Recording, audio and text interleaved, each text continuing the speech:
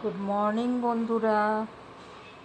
বলো তো এই ফলটা কী ফল? এটা হচ্ছে করম চা। এটাকে আমি কেটে দানা বের করে ধুয়ে রেখেছি। এবার আমি করম চার টক বানাবো। তোমরা সব ভালো আছো তো বন্ধুরা? সবাই ভালো থেকো, সুস্থ থেকো।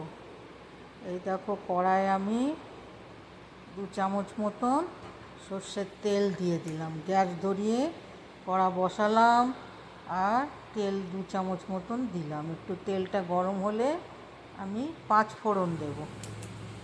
দেখো আমি 5 ফোড়ন দিয়েছি। তেলটা গরম হতে এবারে করম চাটা দিয়ে দেবো। করম চার টক বানাবো। ভালো করে নাড়াচাড়া করে নুন একটু আন্দাজ করে টেস্টের জন্য নুন দিতে হবে, একটু সামান্য হলুদ আর একটু দেবো লঙ্কা গুঁড়ো। টক ঝাল মিষ্টি এরকম হবে এই টকটা, টক ঝাল মিষ্টি। খুব সুন্দর লাগে বন্ধুরা। দেখো আমার রেসিপি কেমন লাগে। খুবই সিম্পল।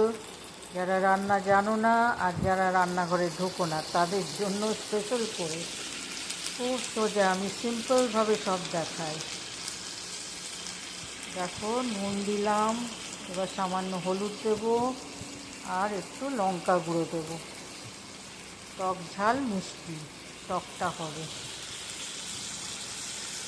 হলুদ দিয়ে দিলাম। দেখো এবারে আমি লঙ্কা গুঁড়ো দেবো।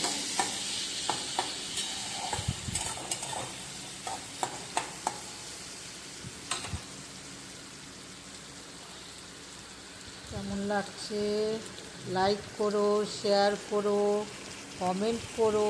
দেখো লঙ্কা গুঁড়ো দিয়ে দিলাম। আর অতি অবশ্যই সাবস্ক্রাইব করে দিও। কেমন লাগছে আমার রেসিপি?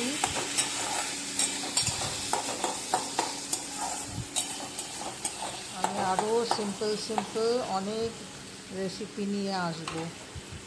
এই দেখো এবার আমি জল আর চিনি আন্দাজ করে দিয়ে দিয়েছি, জলও দিয়ে দিয়েছি। এবারে ভালো করে ফুটতে দেব। ভালো করে ফুটে উঠলে খুব সুন্দর লাগে বন্ধুরা করম চার টক। এবার আমি ফুটতে দেব, ভালো করে ফুটবে, একদম টক টক ঝাল ঝাল মিষ্টি মিষ্টি হবে, খুব সুন্দর লাগে। আমি চিনি আর জল চিনি আন্দাজ করে দিয়ে দিয়েছি। যে যেরকম মিষ্টি খাও সেইভাবে হিসাবে চিনি দিতে পারো। আমরা একটু বেশি মিষ্টি খাই, ওই জন্য চিনিটা একটু বেশিই দিই। এই দেখো